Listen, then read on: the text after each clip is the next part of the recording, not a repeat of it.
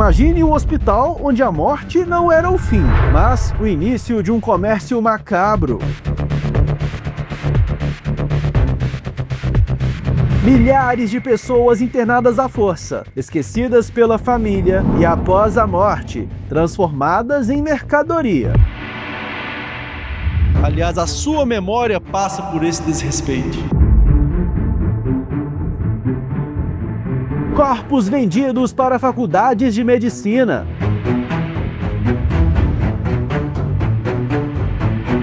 Tinha dinheiro? Tinha. Agora, o dinheiro era para pagar a preparação? Ou o dinheiro tinha esse agrado? Com certeza tinha. Falecidos derretidos em tonéis de ácido. O que aconteceu em Barbacena não foi apenas um escândalo psiquiátrico, foi um mercado fúnebre.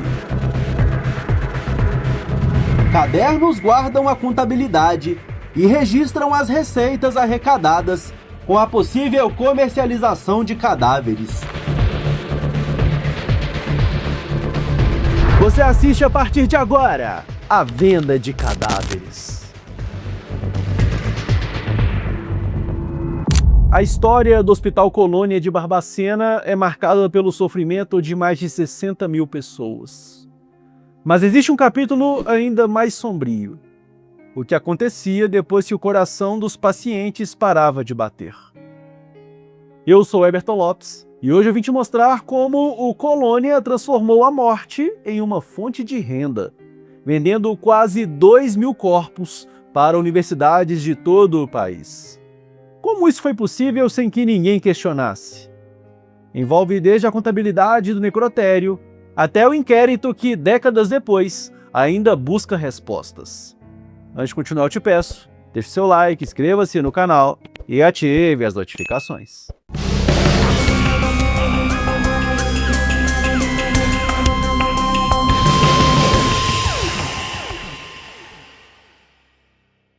Quer saber tudo antes de todo mundo? Então seja membro do canal Vim Te Mostrar. Além de garantir nossos conteúdos em primeira mão, você tem acesso ao Sem Filtro.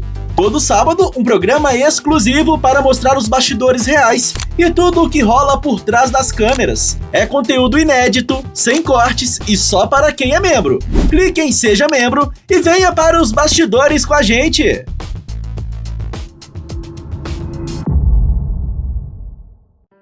Você já ouviu a expressão trem de doido? A frase foi dita por Guimarães Rosa e este é o ponto de partida da história que você vai conhecer agora. Por estes trilhos, passaram diversos vagões com pessoas que embarcaram numa viagem que, para muitos, nunca teve volta. Aquele que não tem família é confinado para sempre e recebe um rótulo: crônico social. Mesmo depois de terminado o processo da loucura que o levou ao internamento, ele continua aqui, sem ter para onde ir ou voltar. Barbacena ficou conhecida por ser uma cidade manicômio. O motivo é que homens e mulheres de diversas partes do Brasil eram levadas ao município por meio da rede ferroviária. O destino, Hospital Colônia, que foi palco de diversos abusos e violações dos direitos humanos. O hospital psiquiátrico funciona como um depósito. Para cá vêm os improdutivos de uma maneira geral, os inadaptados, os indesejáveis e os desafetos. Todos aqueles que por um ou outro caminho se desviam daquilo que chamamos normalidade. Através do hospício, a sociedade exclui os que não se adaptam a um sistema baseado na competição. Eu estava nervoso em casa, meu pai trouxe eu pra cá e eu peguei, aí meu pai pegou, me amarrou eu na corda, pôs eu dentro da ambulância e trouxe eu pro hospital. Tô aqui preso. O local ficou conhecido por sua superlotação, condições precárias e tratamentos controversos dados aos pacientes internados. Muitos destes pacientes eram pessoas com doenças mentais, mas também haviam casos de pessoas que não tinham problemas psiquiátricos, como alcoólatras, homossexuais, prostitutas e pessoas consideradas indesejáveis pela sociedade da época.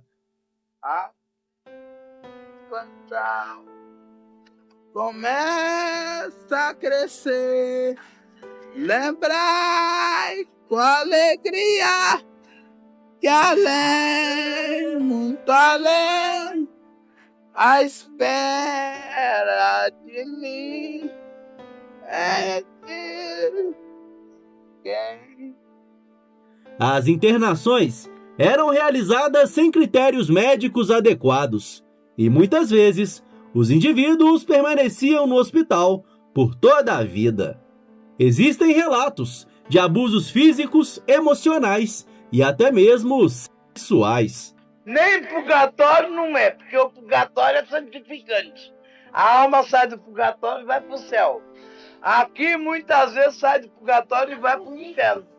O caso do Hospital Colônia de Barbacena é considerado um dos maiores escândalos envolvendo abusos psiquiátricos no Brasil.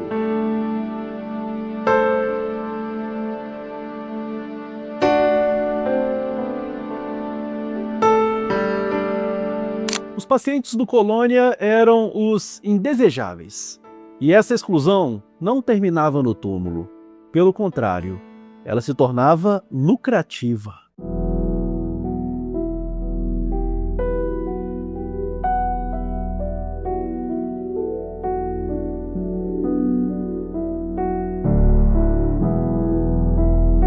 O que a história chama de Holocausto Brasileiro, os registros contábeis do hospital tratavam como fornecimento de peças anatômicas. Entre 1969 e 1980, o Hospital Colônia teria comercializado 1.853 corpos para 17 faculdades de medicina do Brasil. O faturamento passou dos R$600 mil em valores da época. Quando o necrotério ficava superlotado e não havia compradores imediatos, a solução era ainda mais terrível. Os corpos eram decompostos em tonéis de ácido para que apenas as ossadas fossem vendidas.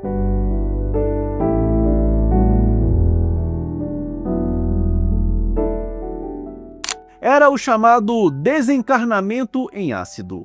Os corpos dos pacientes eram mergulhados em grandes tonéis metálicos preenchidos com substâncias corrosivas. Um processo químico acelerado que literalmente derretia os tecidos, músculos e órgãos até que restassem apenas os ossos limpos. Essa técnica macabra eliminava qualquer traço da identidade física daquelas pessoas, transformando os seres humanos em esqueletos anônimos prontos para serem comercializados como peças anatômicas. Era a forma final de desumanização após uma vida de exclusão.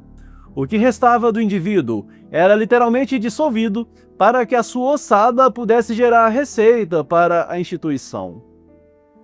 Eu estive em Barbacena junto com o repórter cinematográfico Jonathan Nunes em 2023. Tivemos a oportunidade de gravar uma entrevista com o Dr. Jairo Toledo, ex-diretor do Hospital Colônia de Barbacena.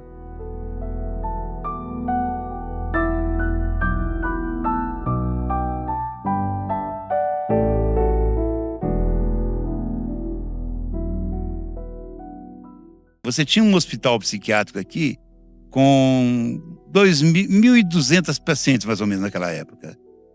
Não tinha um médico de plantão.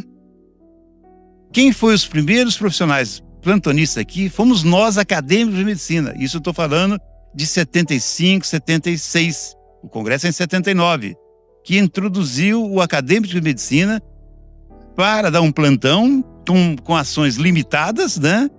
Mas era constatar óbitos, fazer algum procedimento que estava se aprendendo. Então, por si só, já te mostra o calor das denúncias, né? E tem que discutir tecnicamente, porque você tinha um profissional, ele atuava na enfermagem, ele atuava na alimentação, ele atuava no banho, ele atuava em tudo, na higiene, né?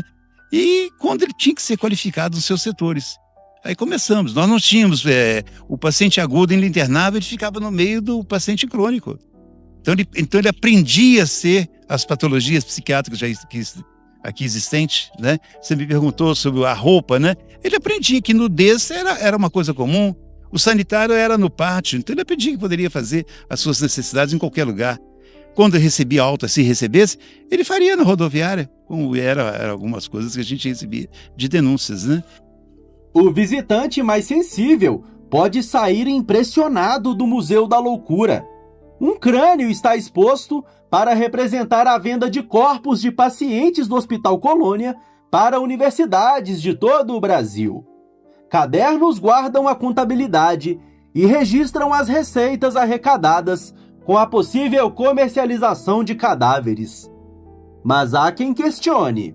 Olha, o Hospital Colônia, né, a antiga FHEMIG, a atual FHEMIG, ele realmente, num determinado momento, ele foi responsável por fornecimento de peças anatômicas ou corpos, né, para várias faculdades.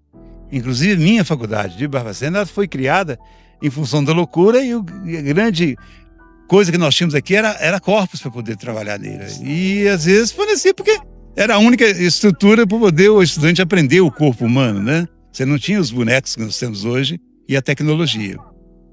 E em muitas faculdades, então foi feito um levantamento de um período de 10 anos, né, que foi enviado para as faculdades 1.853 corpos. E as faculdades são várias faculdades. Tem um trabalho que a gente divulga nas nossas palestras.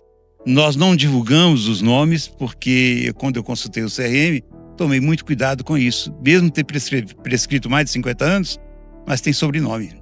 E esse sobrenome está aqui nas cidades próximas aqui. Então não queríamos criar polêmica e o CRM me aconselhou, falou, não divulga não. Cita só números, né? Então eles iam para essas faculdades, até Santos, né? Mas eram vendidos mesmo? Vou falar a questão do vendido aí, onde que é a minha grande dúvida. Eu não entendo se eu posso afirmar que eram vendidos ou as faculdades pagavam o valor da preparação dos cadáveres. Mas eu não posso fazer categoricamente que era vendido. Eu seria leviano em dizer isso. Agora, tinha dinheiro? Tinha. Agora, o dinheiro era para pagar a preparação?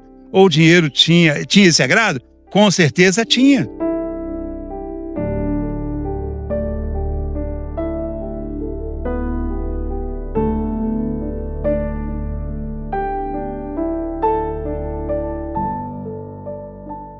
O Museu da Loucura, em Barbacena, guarda cadernos originais, com a contabilidade do período em que os corpos teriam sido comercializados. Registros de receitas que mostram que a suposta venda não era clandestina, era oficial.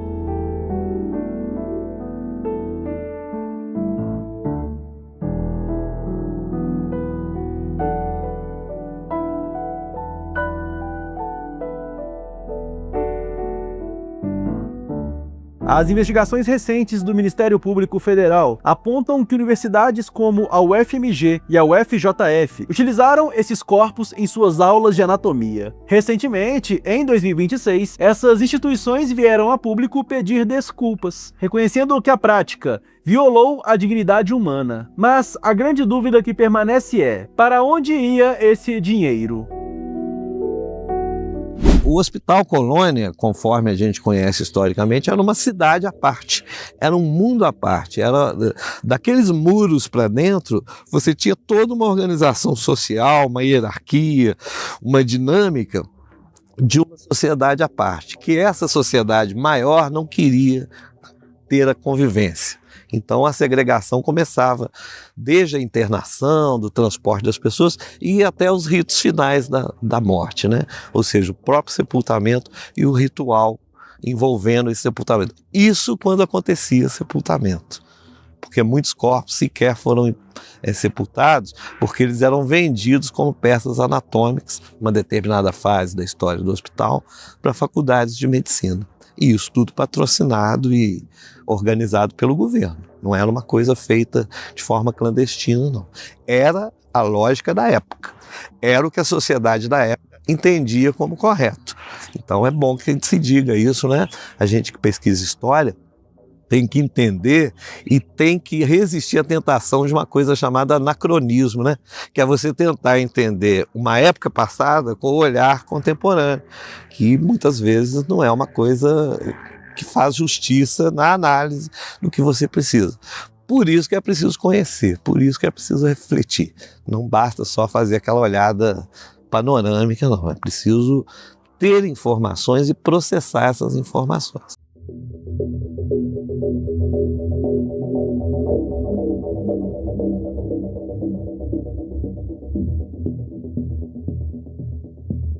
E para muitos daqueles que não eram vendidos, o destino era o Cemitério da Paz, o antigo Cemitério do Cascalho. Nós gravamos lá.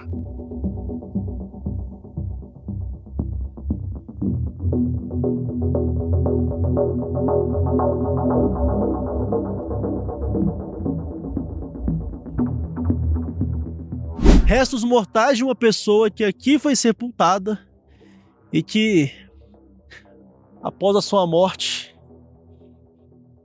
passa por esse desrespeito. Aliás, a sua memória passa por esse desrespeito. E eu tinha passado por aqui para mostrar essa garrafa de bebida alcoólica que está posicionada sobre um túmulo e não tinha percebido que no túmulo ao lado há uma ossada que parece estar envolvida por uma espécie de plástico. Não consigo identificar o que é, não parece ser tecido. E ali é o que parece ser o osso do fêmur. Eu não sou especialista na área de saúde, mas é possível deduzir isso.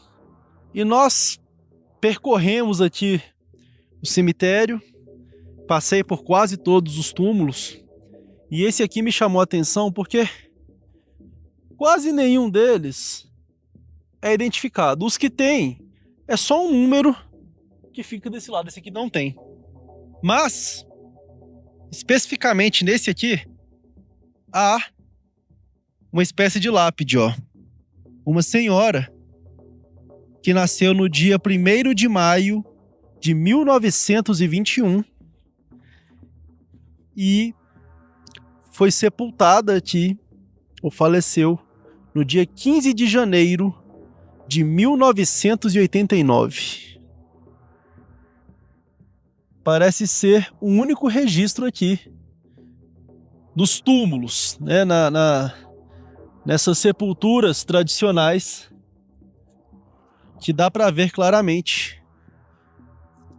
Eu tô vendo uma dali, vou até pedir para o nosso cinegrafista acompanhar com muito cuidado, porque há muitas covas abertas, muitos túmulos abertos, e nós temos que zelar pela nossa segurança. Repito, estamos aqui com autorização e nós não vamos expor, nós não vamos nos colocar em risco desnecessário. Esse aqui, infelizmente, está apagado, assim como os demais ali. Palavras apagadas, números apagados, assim como as histórias das pessoas que aqui foram sepultadas. É bem triste. Essa vivência que eu tenho da cobertura do setor funerário, de estar em cemitérios, de estar em funerárias, acompanhando o trabalho de profissionais que trabalham com tanto empenho nesse segmento. E quando eu vejo uma situação como essa, que eu já tive uma parecida lá em Mariana, no cemitério dos ingleses, mas aqui me toca um pouco mais, sabe? Aqui eu me sinto mais triste, revoltado. Talvez porque está mais próximo da nossa realidade. Porque em Mariana foi um cemitério dos ingleses que foi construído ainda nos anos de 1890. Mas aqui são datas próximas. Em várias lápides, em vários registros, assim como ali no ossuário, é possível ver pessoas que faleceram no ano em que eu estava nascendo. E essas pessoas estão sendo completamente desrespeitadas. suas famílias, suas memórias, suas histórias, literalmente sendo apagadas pelo tempo.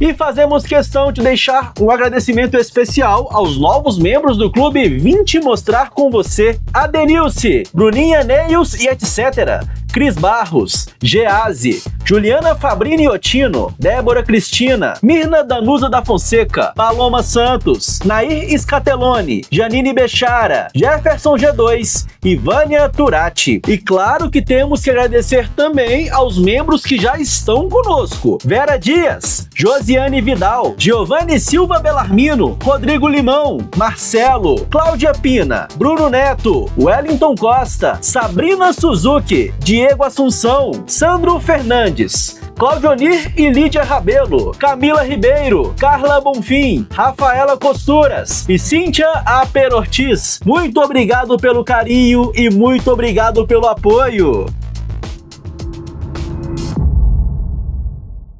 O cenário que encontramos no cemitério em 2023 lá em Barbacena foi desolador. Mas voltando ao assunto da venda de corpos. Hoje, em 2026, percebemos que o silêncio de décadas finalmente foi quebrado por uma onda de reparações históricas e investigações judiciais. Pelo menos a tentativa. Em abril deste ano, a UFMG deu o primeiro passo ao pedir desculpas públicas pelo uso desses cadáveres em suas aulas de anatomia, sendo seguida pela UFJF em maio do mesmo ano. O Ministério Público Federal instaurou um inquérito civil rigoroso para apurar a compra de mais de 100 corpos pela Faculdade de Ciências Médicas de Minas Gerais, buscando culpados e medidas de justiça que tentem, pelo menos, devolver a dignidade às vítimas. E agora eu te pergunto, você imaginava que a objetificação do ser humano pudesse chegar a esse ponto? Corpos transformados em mercadorias e memórias literalmente descartadas. A venda de cadáveres em Barbacena é uma ferida aberta na nossa história, que nos obriga a refletir. Até onde vai a nossa indiferença? Se você achou essa reportagem importante, compartilhe para que essa história nunca mais se repita. E deixe aqui o seu comentário com a sua opinião, eu leio todos. Um grande abraço, muito obrigado pela sua audiência e até a próxima.